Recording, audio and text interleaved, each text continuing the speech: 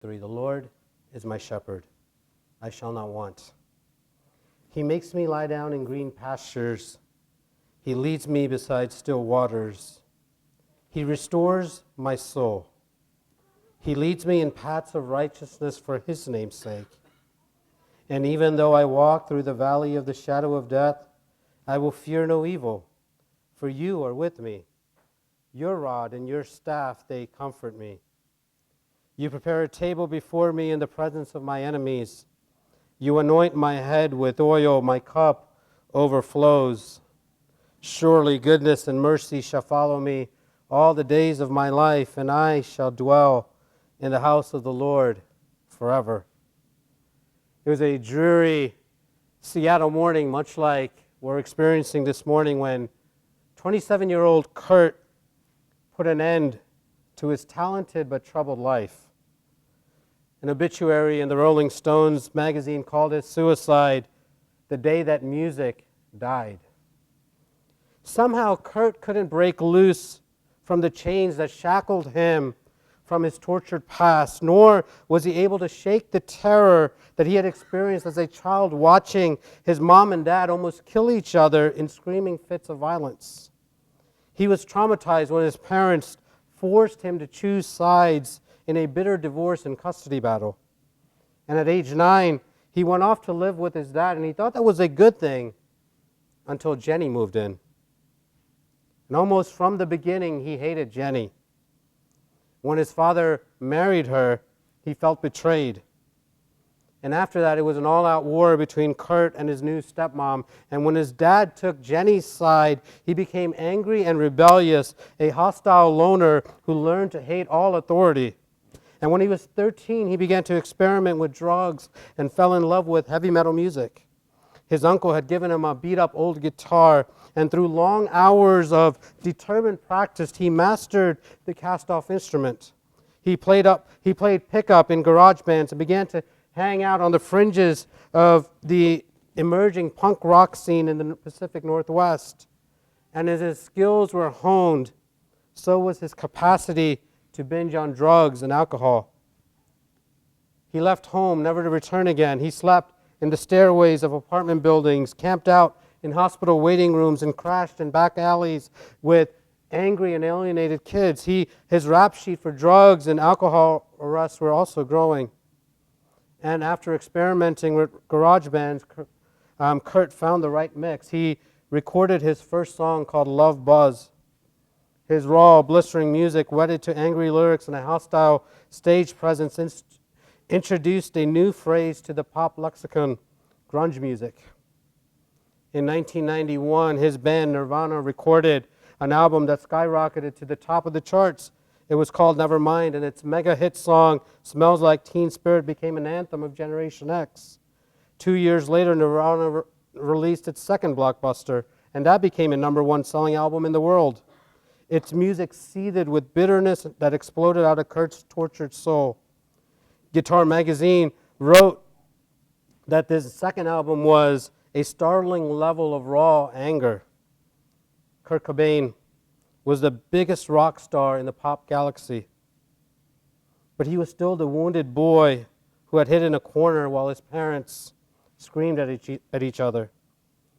Every hostile lyric of his songs was the teenage boy screaming at a stepmother for stealing his father's love. His life was spiraling out of control, and daily he suffered from uncontrollable stomach spasms. The doctors said they were psychosomatic, caused by pent-up rage. He tried to dull the excruciating pains by drowning bottles full of prescription medicines and shooting up heroin. And hoping to create the family he never knew, he married Courtney Love, an edge pop rock singer. And it was disaster from the start. Both of them were hooked on drugs and fought every bit as viciously as his childhood parents had. And in August of 1992, Courtney gave birth to a baby girl. And for the first time in his life, Kurt felt joy in his life. He said that little Frances was the only pure, innocent person he had ever loved. But in an interview with Vanity Fair, Courtney said that she was shooting up heroin while pregnant. And the Cobains had to fight costly legal battles to keep social services from taking their precious daughter from them. And he almost lost his mind. And life began to unravel at a pace that Kurt obsessed his childhood resentment for 24 hours, 7 days a week. His screaming fits at other members of Nirvana were legendary. He overdosed on drugs in a hotel room in Italy. His agent said it was accidental, but he had written a suicide note beforehand. And when he returned to Seattle, he lived as a hermit, locked in a room with loaded guns and pain-killing drugs. He kicked the walls and ranted about the unfairness of his childhood. He would only come out in brief moments of sanity just to hold his daughter. One day when Courtney called 911, the police raided his house, seized his guns and drugs, and by now Courtney was running scared. She took Francis and flew to LA to clean up her drug habit. She begged Kurt to do the same for the sake of for their daughter. Kurt entered a chemical dependency clinic in Los Angeles. The psychiatrist found him to be a seething volcano, reliving the pains of his childhood as if they had just happened yesterday. He begged Kurt to find satisfaction in his stardom and wealth and live for the future. And when Kurt checked himself out of the clinic, he promised to go straight for the sake of his little daughter. But a few days later, on April 5th, 1994, he locked himself up in the guest house behind his Seattle room, shoved the barrel of a gun down his mouth, and took his life. And when his death was announced, teens across America locked themselves up in their bedrooms. An MTV spokesman said that Nirvana was to the 90s what the Beatles were to the 60s, and his suicide was just as catastrophic as John Lennon's murder. Rolling Stones magazines called it the day that music died and proclaimed him to be the voice of a lost generation. What a tragedy. The man had so much to live for. Within 10 years, he sold 50 million albums. Nirvana had been called the flagship of Generation X. Rolling Stones ranked him as the 12th greatest guitarist of his time. MTV called him the 7th among the 21 greatest voices in pop music history. In 2006, 12 years after his untimely death, he took the spot of Elvis Presley as the top-selling deceased celebrity. His wife begged him to join her in starting over with a clean future. His psychiatrist reminded him that he needed to move forward for the sake of his little girl. Fans around the world were waiting for him to make his newest album, Unplugged, in New York, another mega hit.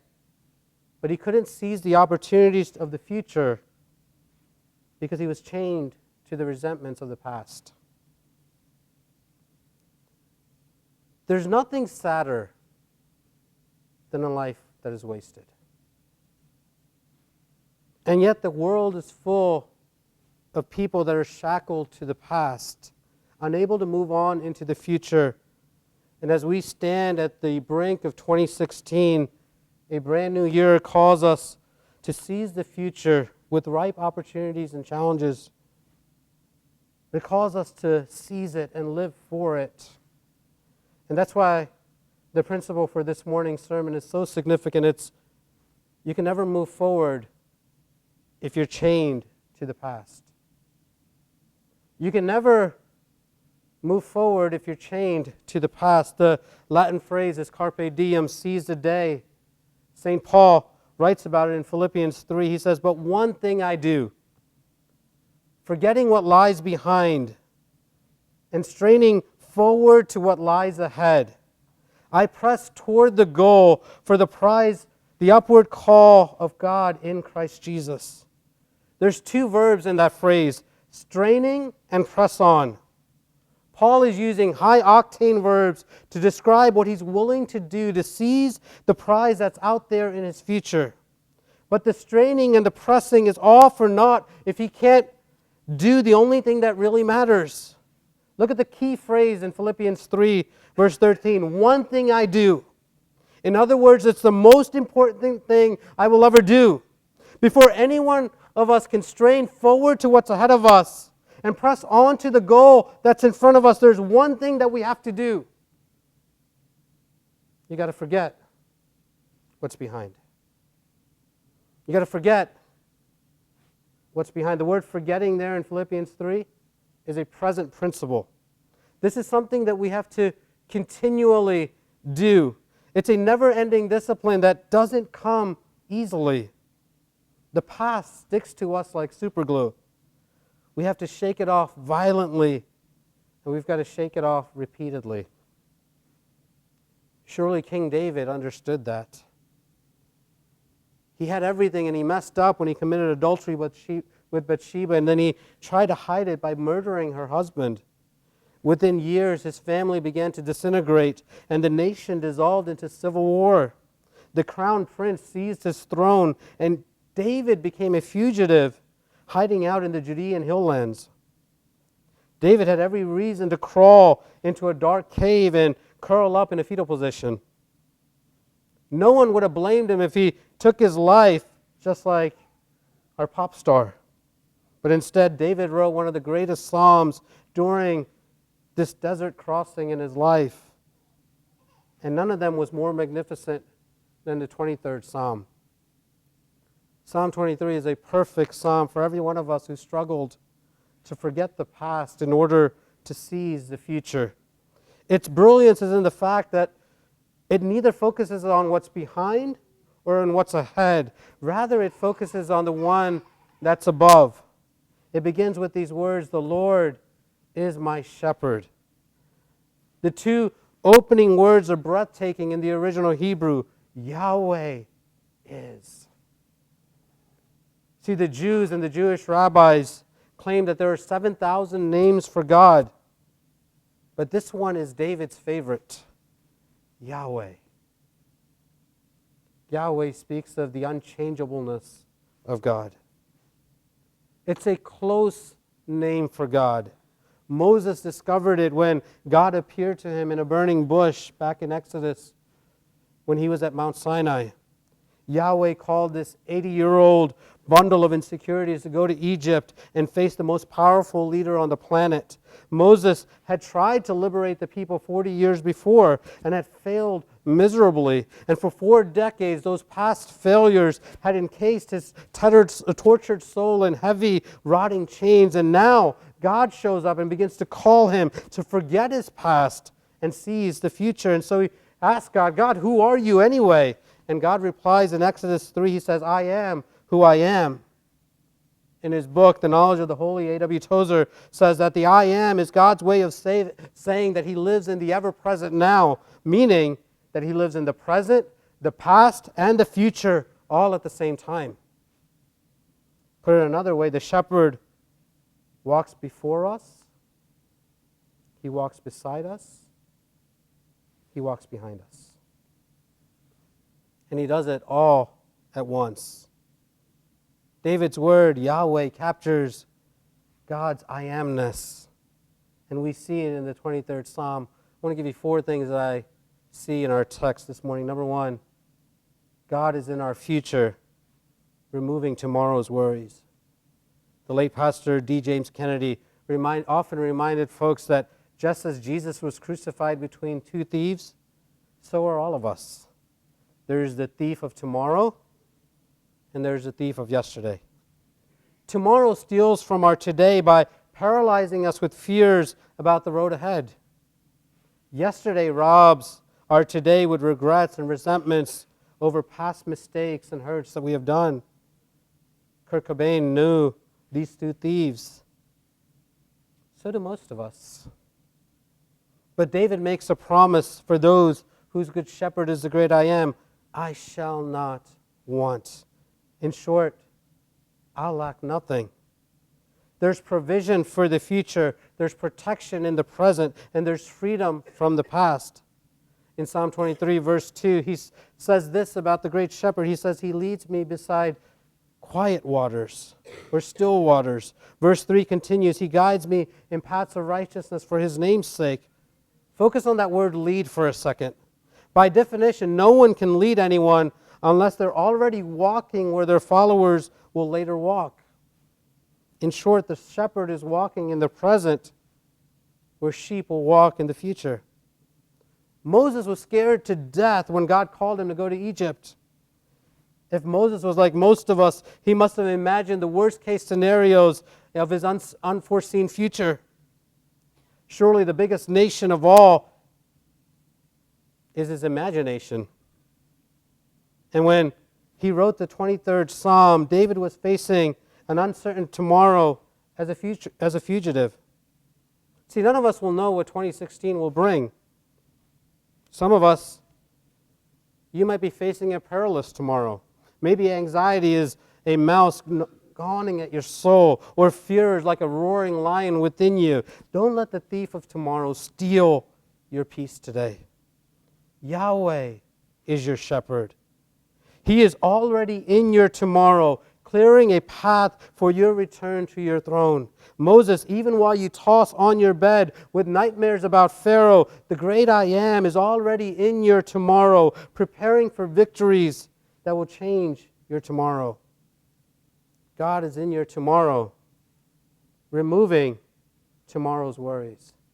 Number 2, God is in your present, removing today's fears.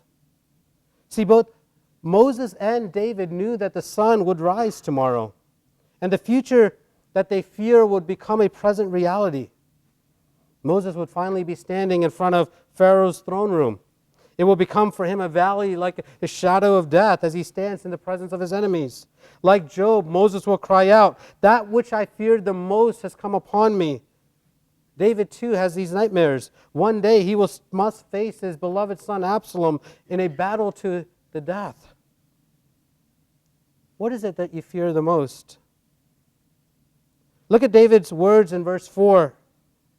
Even though I walk through the valley of the shadow of death, I will fear no evil. Why?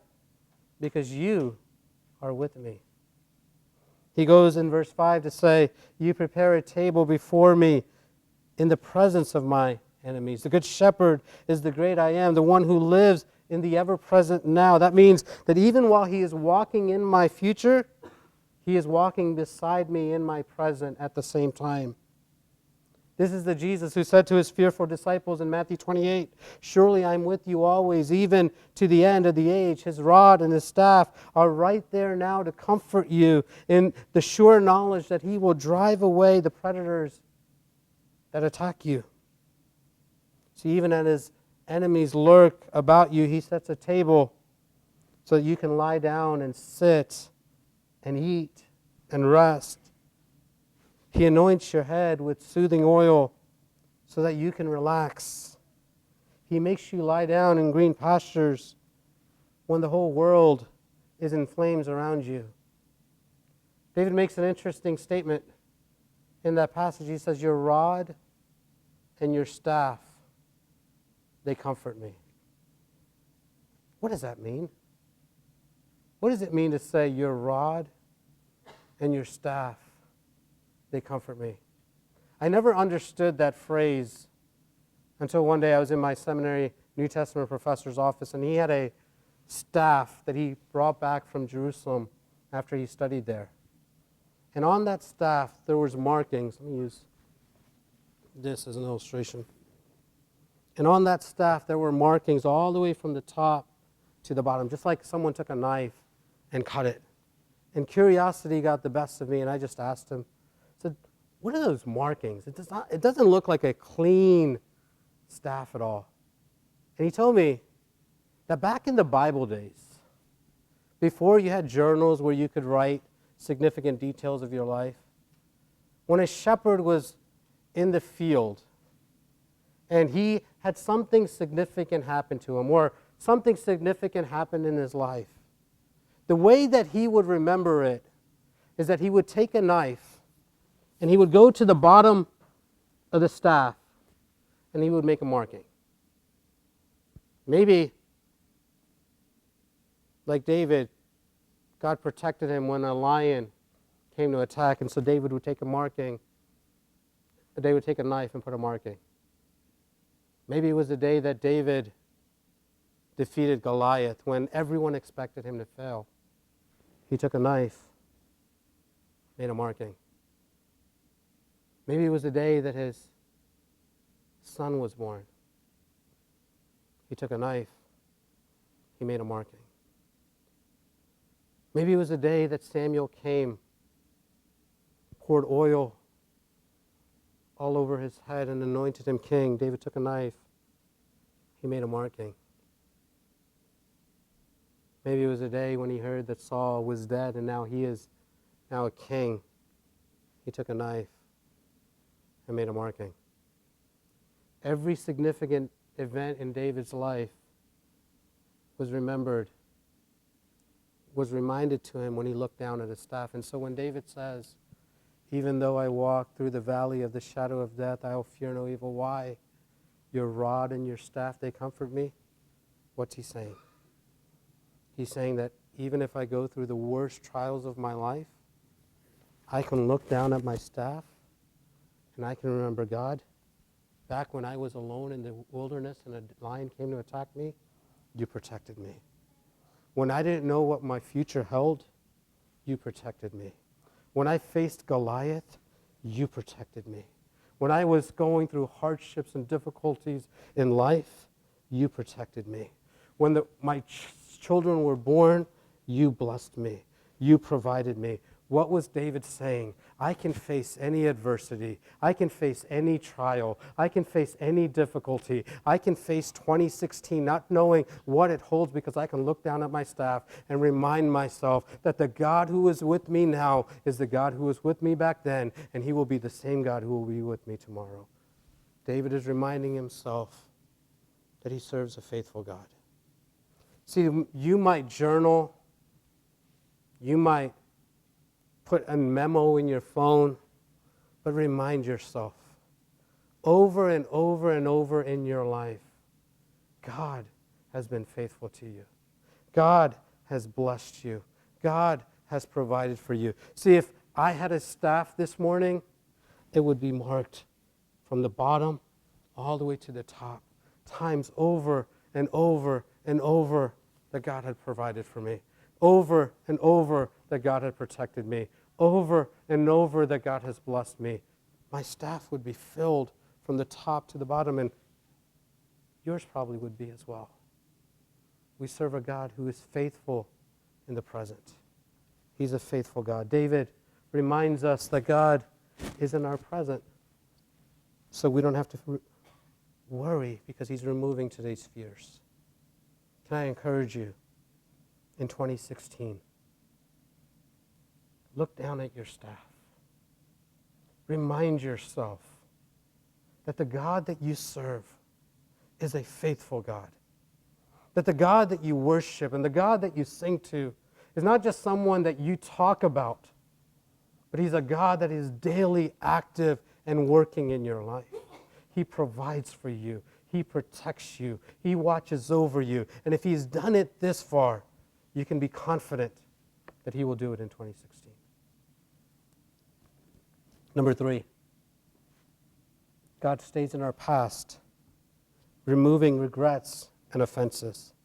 See, if tomorrow is filled with anxiety and today is filled with fears, then surely yesterday fills us with regrets and resentments. The biggest obstacle that Moses must overcome is his memory of his past failures. Past failures haunt David. Most marriages never move forward because husbands and wives cannot forgive each other and cannot let go of past hurts.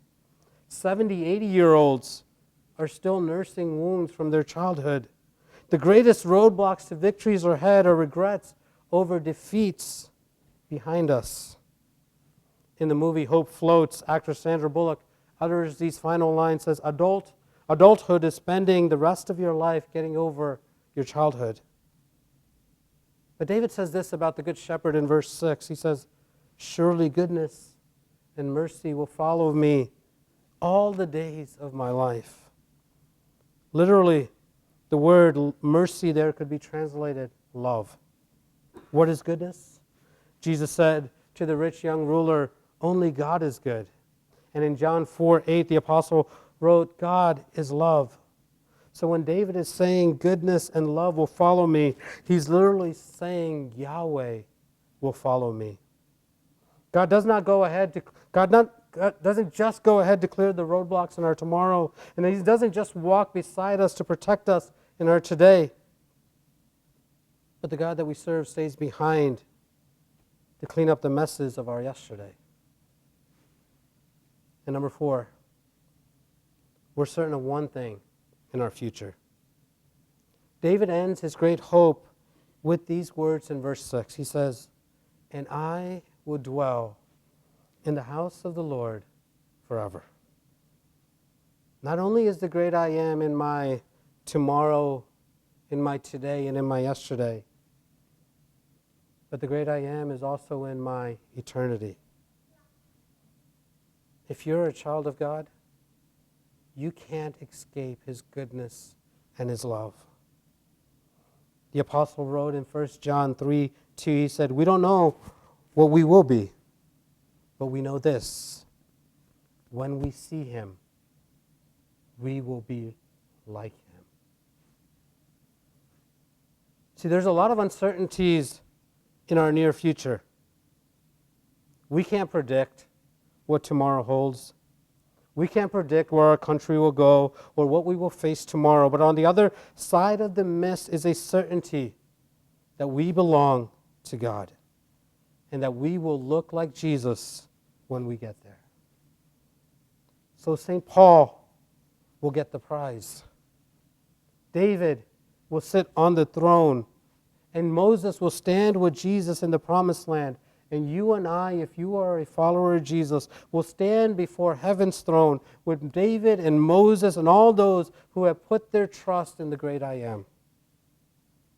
I was in North India several years ago on a mission trip, and we drove by a large herd of sheep. And I was struck by the fact that there were 3 shepherds. One shepherd walked in the front, one shepherd was in the middle of the herd, and one shepherd was in the back. And a couple years ago when I was in Kenya, I saw the exact same thing. Always there was 3 shepherds, one before, one in the middle, one in the back.